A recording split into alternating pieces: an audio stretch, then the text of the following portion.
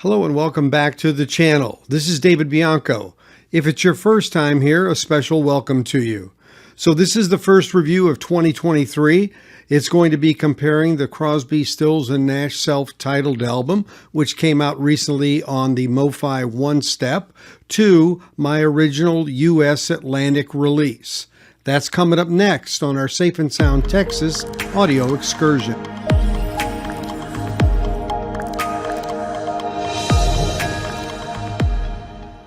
The mastering chain for this release was an analog master tape 1/4 inch running at 15 inches per second, transferred to DSD 256, then to analog console and to be cut on the lathe. Further, the interior gatefold indicates this statement: any sonic artifacts present are a product of the original master tape. Attempts to eliminate them would have negatively impacted the integrity of the presentation. So it's a new year. 2023 is here, and if I was looking for a challenge to get the year started, I think I found it. Reviewing this album, I've had it for a few weeks now. I've been going back and forth on it, and it really got me. And it reminds me of what I went through a bit with Thriller, actually, which was another one step that was put out by Mobile Fidelity or Mofi in the past few months. And it's a totally different type of conundrum. With the Thriller album, the recording is just so good. There is so much musicality to it and so much that's going on. And I go into the history of that in the review and what Bruce Swedien went through with Quincy Jones to make that. That record really is something that, although it is that rich in content, the music of it is such that you really just get up and dance to it. And so the impact of the precision of some of what Mofi tried to get out of that record can be easily lost on the fact that you really don't take that kind of album and sit down and analyze it in the sense that you just soak it all in. It's just a different kind of album. Now, there's a few tracks that are quieter that you could do that on, but just generally, that's the case. So you have the case of the Mofi with the excellent recording. Now we have the Crosby, Stills and Nash, which, frankly, wasn't a particularly well-recorded LP in the first place. It really is somewhat lackluster. I believe there are some recording issues, some miking issues, some distortion that's there that can't be taken out. And so it really is different now, because now you have an album with its origins being weaker, that we are through this process with making an audio file, trying to make it sound better purely through a remastering process, not a remixing process, not a plangent process on top of it, but purely remastering. And so I go on this journey to listen to this album. And what I did is I first listened to the OG a few times in the weeks prior to doing the review, which refamiliarizes me with the content and refamiliarizes me with the sound of it. And I picked up immediately some of the lackluster quality of some of this. And I thought, that's going to be interesting. How are they going to deal with this? So basically, by going through that, it set the stage. And so what I did, I then took the OG of each individual song and ran it side by side with the Mofi. Of course, I had to make adjustments in the volume between the two, because the Mofi needs to be cranked up a bit more. The original is louder. That's kind of typical. We've seen that pretty much across the board.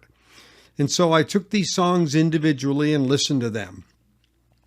And I realized after doing that I certainly can give you an overview of what this album comes out to be. But it's a bit of a mixed bag. No! And so because of that, I had to go back and really start to look at what was impacted most, either negatively or positively.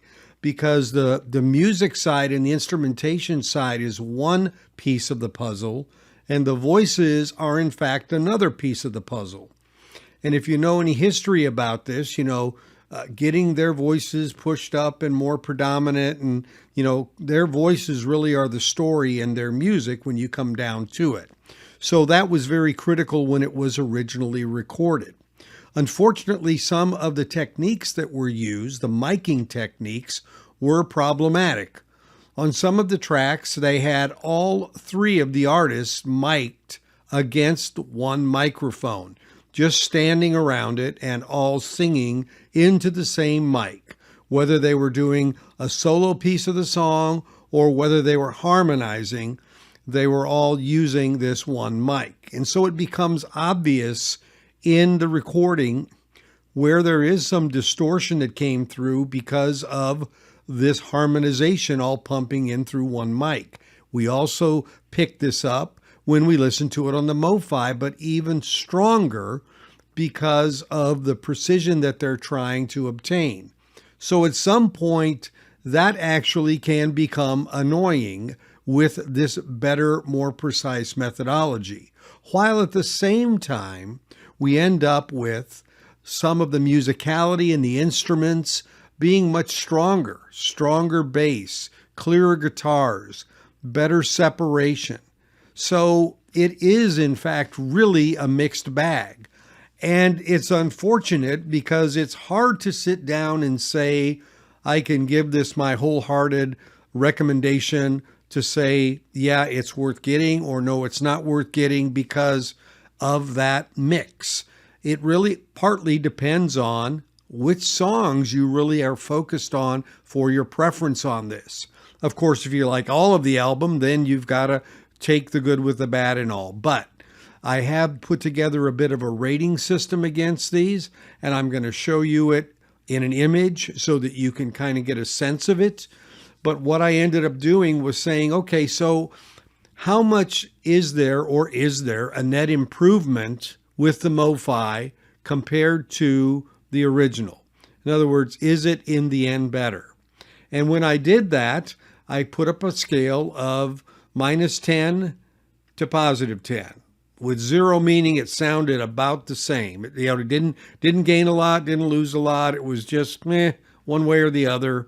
But if as it moved toward the -10, then that was the sound overall was less pleasing, or the voices were less pleasing, or in net gain or loss was shown. And on the positive side, of course, you could say, going to 10, you would have just a fabulous change and something that really represented a home run by Mofi. So I put this scale together.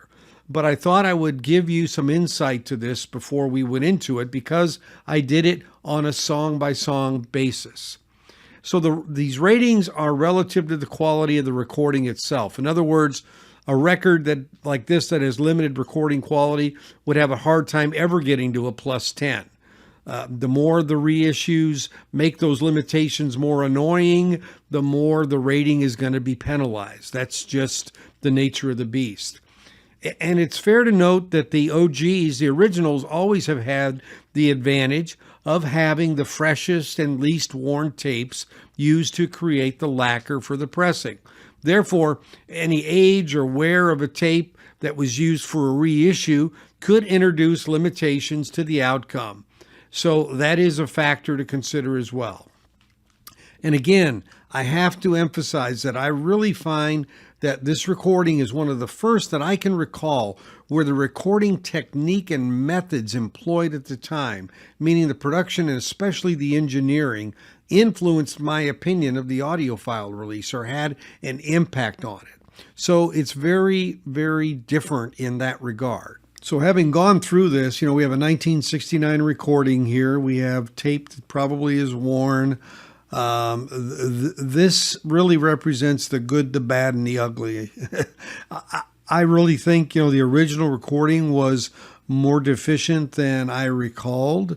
And so starting with that as a basis, you kind of are a little bit hamstrung right out of the gate. I think Mofi certainly did work to try to clean certain things up. I think they did a much better job and were much more successful on the instrumentation.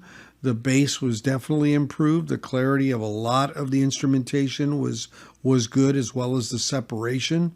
So on that side, I think it did fairly well. Unfortunately, there were those vocal deficiencies, some of which came from the origin, which couldn't be changed. And with the attempt to try to get more clarity, may have exposed some of the underbelly of some of that original problem, along with the age of the tape as well. So that is in some ways the nature of the beast. So take a look at these ratings. Most are a single rating per song. A few rate the music separately from the vocals, because there are a few places where the vocals drag things down enough to where you just need to know that they're really more obviously problematic on these songs, because generally the musicality is not the issue here. And for what it's worth, Crosby, Stills, and Nash is a vocal group, a harmony group, known for that. And that is what makes this even more difficult to swallow, and difficult to just say, hey, this is a great reissue and you should just go for it. I can't really say that, given what my experience was. So for now, thanks for watching. As always, if you haven't subscribed, I'd appreciate it if you would by clicking on that bell there. And if you click the top black bell, you're going to get all notifications. And if you do a thumbs up, you'll get a like. I appreciate those always. And comments are always welcome. I do expect some on this one, because it's been a little bit messy. So take a look at these ratings, pause the screen, and I hope it does help. If you have any questions, let me know, because we're always here at Safe and Sound Texas to take you on an audio excursion. Thanks, everybody. Take care.